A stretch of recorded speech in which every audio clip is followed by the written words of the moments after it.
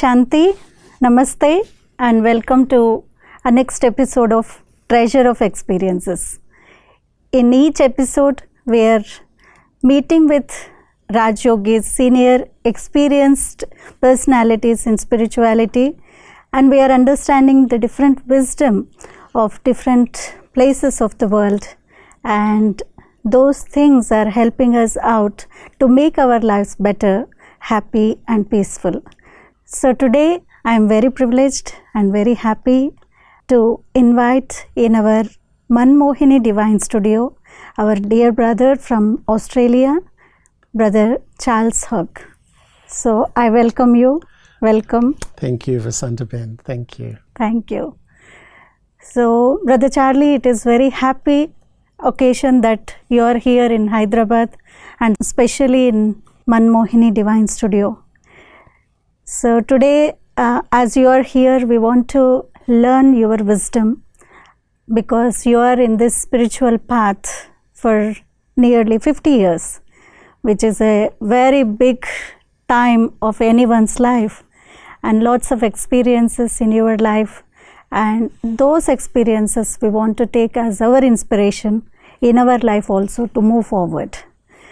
So, Brother Charlie is National Coordinator, that is Chief Executive Life of Australia's Brahma Kumaris Centers, and he is also the Chairperson of Board of Directors of Australia's Brahma Kumaris Board. And he is Senior Rajayogi, who is instrumental to set up Brahma Kumaris branches or to start the Brahma Kumaris branches in Australia, and now it is nearly 40 Brahma Kumaris branches in different parts of Australia, and very beautiful retreat centers also you have set up, and you are instrumental in creating hundreds of Brahma Kumars and Kumaris in Australia. And of course you traveled more than 80 countries in different parts of world and spreading the fragrance of spirituality, and your presence itself is so light and so enjoyable. Everyone feel that, I'm sure. We are also feeling the same today also. So how is your entry in spirituality? Were you interested in spirituality earlier also, or suddenly you came to Brahma Kumaris? What is your background? Well, thank you so much, Vasantaben. It's really lovely to be with you and with everyone out there. Actually, I think from quite a young age, I was a searcher, someone looking and seeking. Yeah. Actually, my nickname at school, my friends called me Swami. Oh, really? So, because I love to sort of talk, I was always interested in the deeper things of life in that sort of way. But as you know, Australia is a very multicultural country, but probably still the biggest religion is Christianity. And when I was about 12, my parents asked me to go to be confirmed in the church. That's like a formal entry into the Christian faith in a sense. So I went every Sunday for many weeks, and my parents said, "What have you learned?" And I said then, "I think I'm an atheist." Because I found it very hard. I was very young, not mature. Yeah. I found it hard to accept a God that was presented to me who was very authoritarian, punishing, judgmental. So and fearful image of God. Yeah, that's right. Yeah. And yet at the same time, even though in a sense I really realized later I didn't reject God, it was more the opinion of God that I was presented with. But I was always seeking and searching. I got very involved in social activism, for people who are underprivileged and all these sorts of things. I went to university when I was about 18, and I started architecture at Melbourne University. But this search was very strong. I took time, and I traveled the whole world when I was only 20. Oh. Or 2021. So I really see as my education, because I went from Southeast Asia to India, came here, and then I went to the Middle East, to Africa, to Europe, and I lived with Muslims, I live with Sikhs, I live with Buddhists, I live with Taoists, which is a Chinese religion. I came to India, I bathed in the Ganges, I went to where the Dalai Lama lives. Okay. I lived with a yogi in the Himalayas. Yeah, yeah. And then I went through the Middle East and I spent some time there. I lived in a convent, or like a Christian community in Europe. Yeah. And I settled in London. So it is fascinating journey. It's not school education, but it is more practical education. That's so true. Yeah. And I learned so much as I was traveling. And I suppose what happened was, because I lived with all these religious communities and I really loved it. Very good people, but I realized I was looking for a spirituality that I realized was different. That means you're really learning deeply, not just believing in a whole set of belief systems and rituals and practices, but you're in a dynamic process of self-transformation, of self-change, of learning about yourself. And I was really looking for spirituality by the time I reached London. Yeah. So in very tender age, you were a seeker, you searched, and how did you found your spiritual goal? You know, I was living in London. I was actually visiting many different religious organizations at that time too. Yeah. Because I was just fascinated. Even philosophy, I was interested in, and the latest in psychology and psychiatry, which was happening at that time in the UK.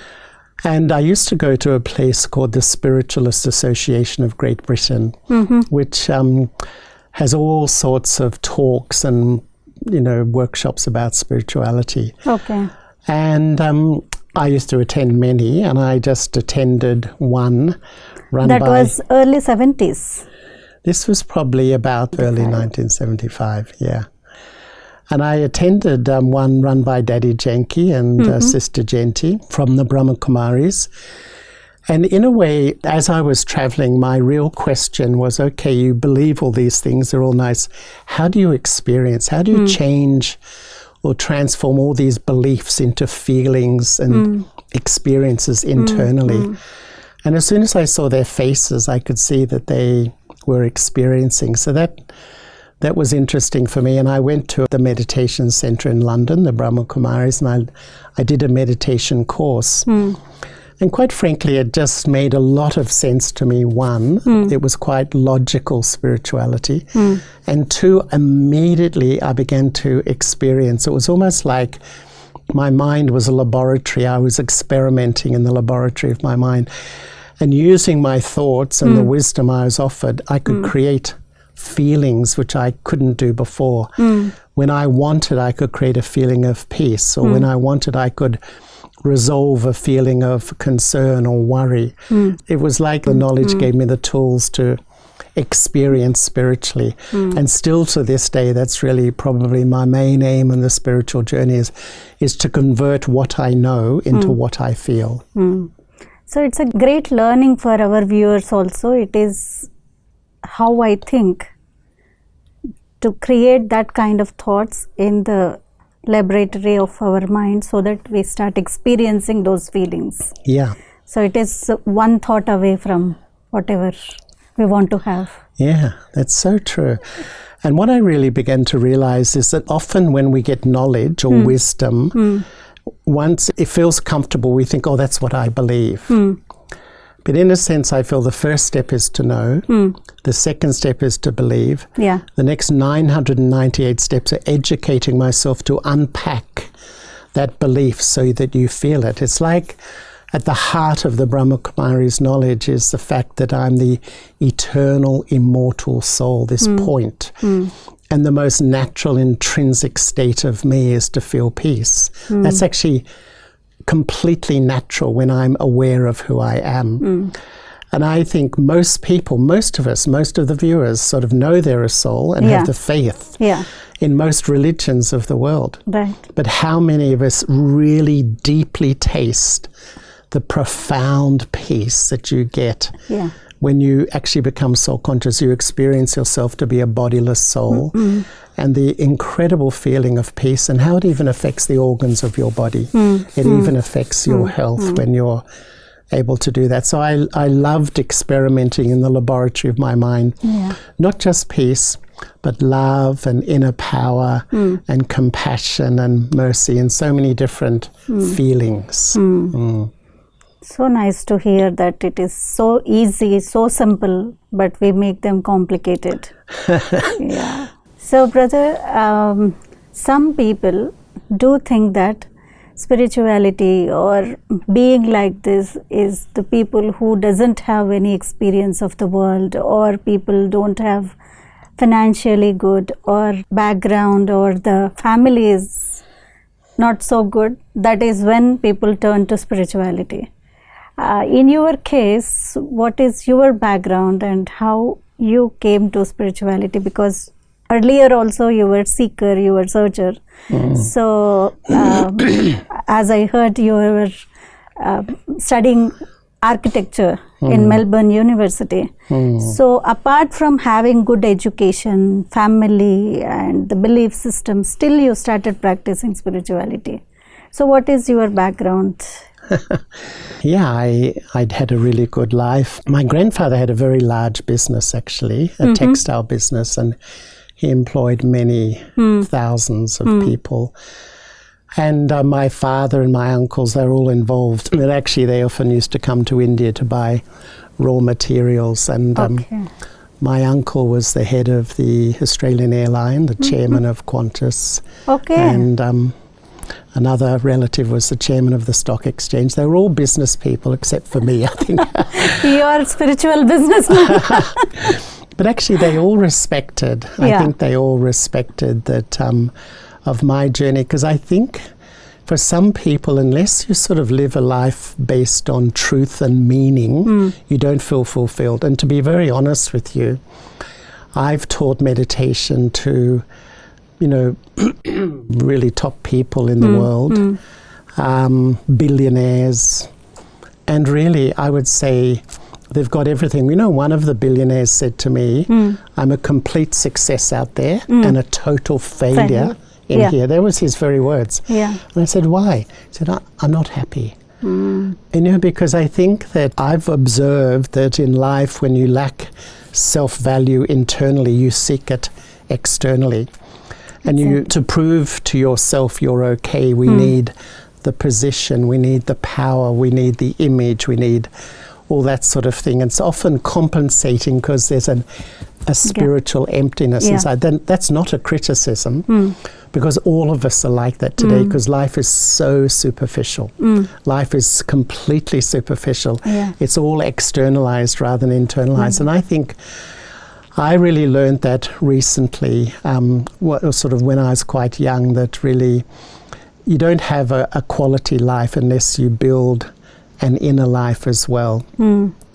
And honestly, my feeling these days is that look at our world. I mean, I have traveled to 15 or 16 countries this year, and it's in so much upheaval, absolutely everywhere. Why? Because to me, what we're seeing out there, all the political, social, economic, family relationship problems, where do they begin? They begin because the first relationship in life is so unhealthy.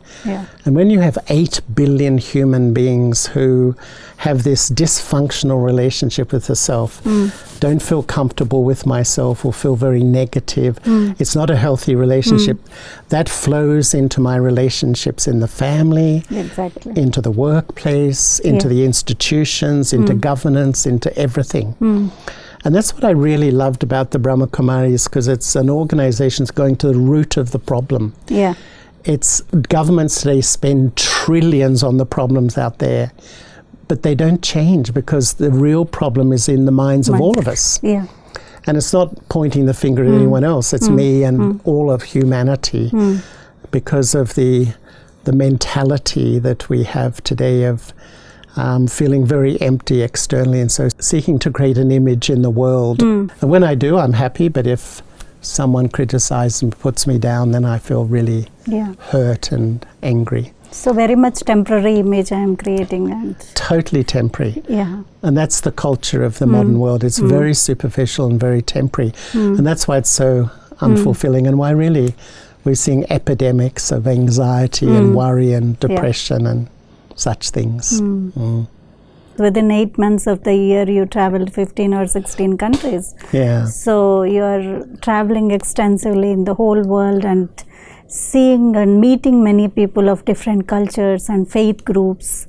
How do you relate them to spirituality? Because you have lived in those communities already, and then you understood the reality, and you're practicing that spiritual understanding.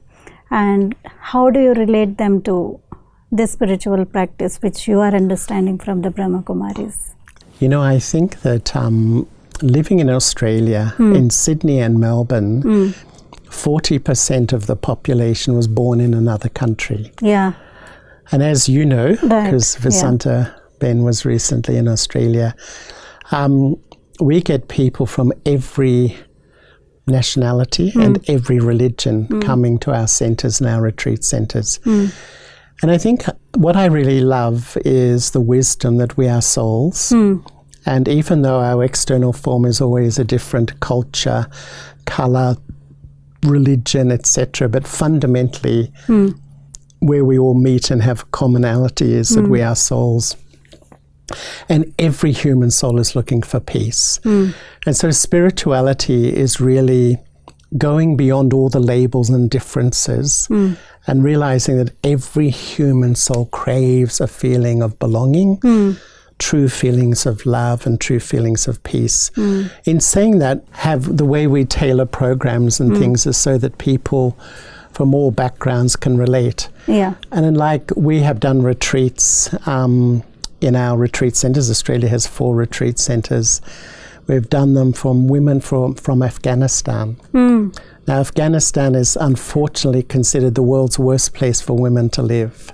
Okay. It's number 1 in the UN index. Okay.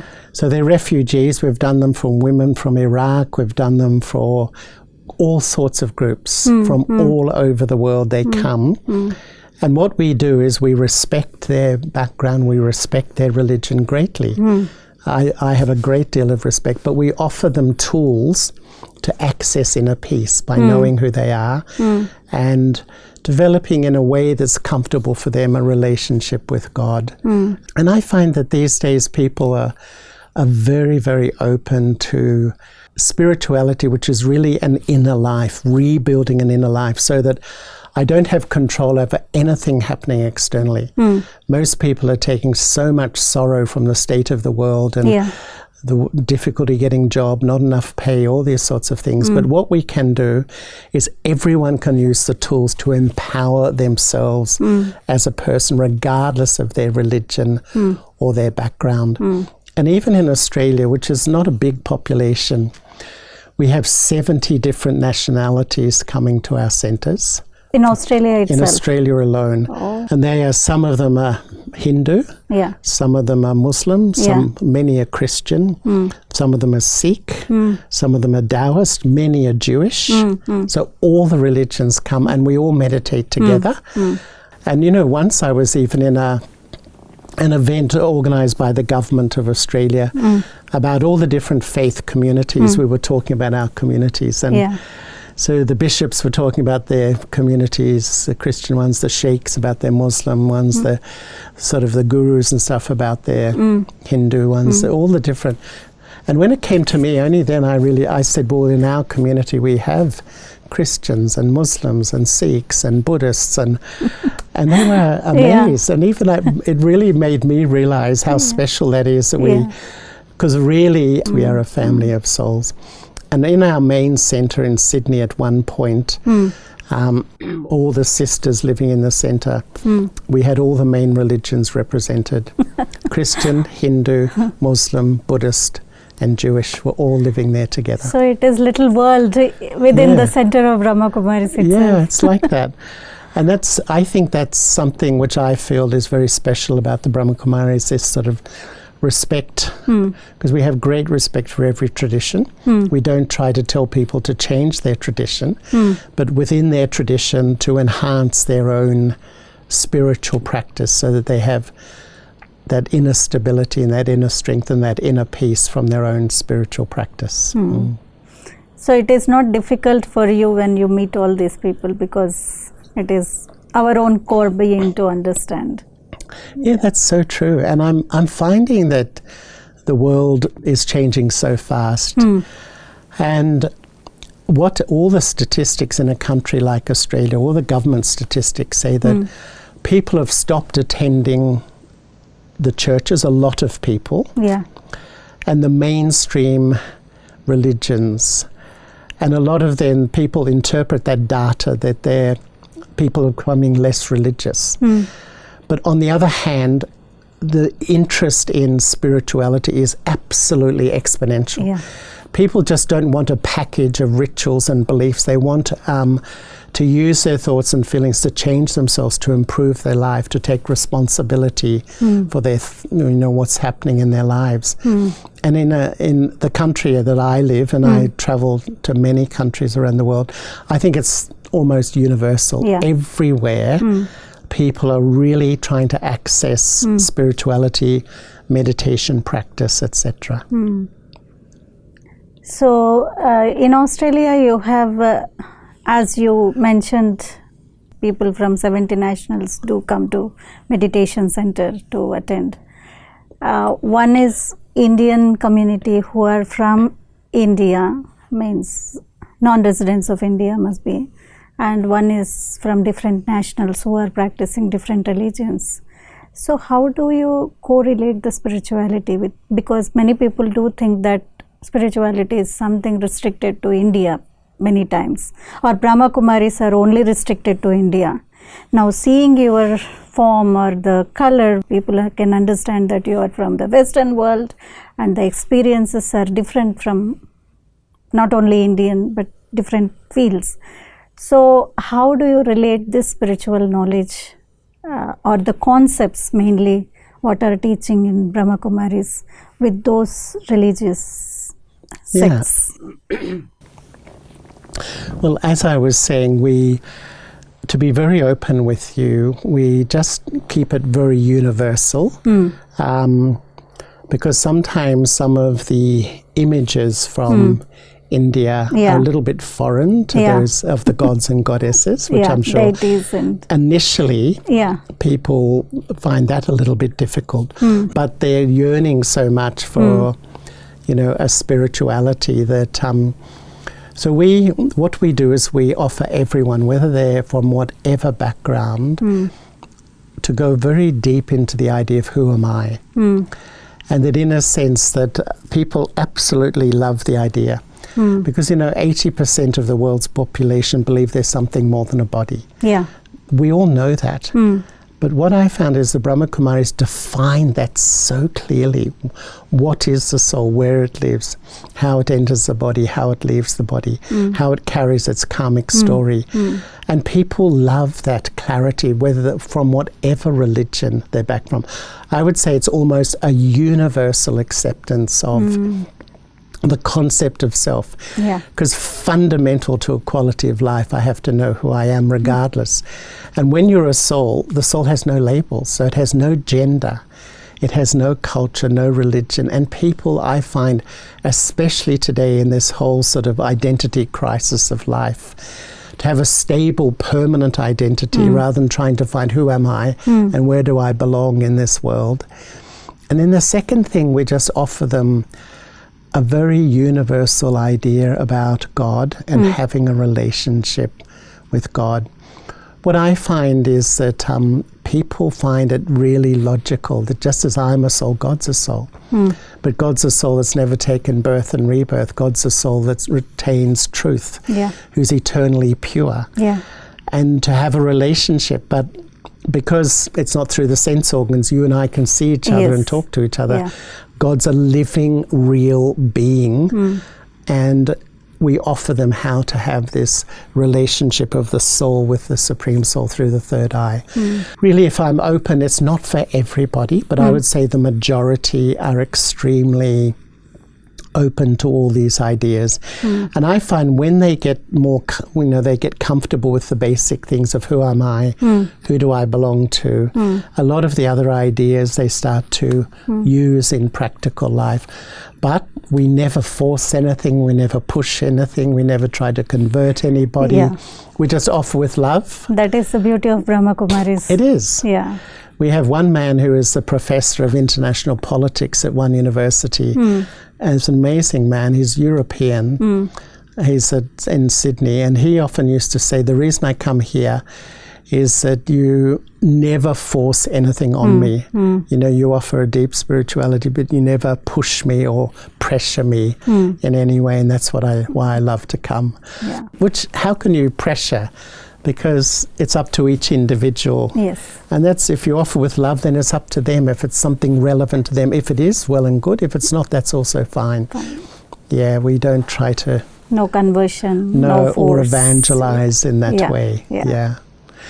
Even, feeling what I'm right and you're wrong, that sort of mentality. I always say to people, it really suits me. It makes a lot of sense to me. But everyone is different, and I respect that too. We had one man in Sydney who was a Christian minister.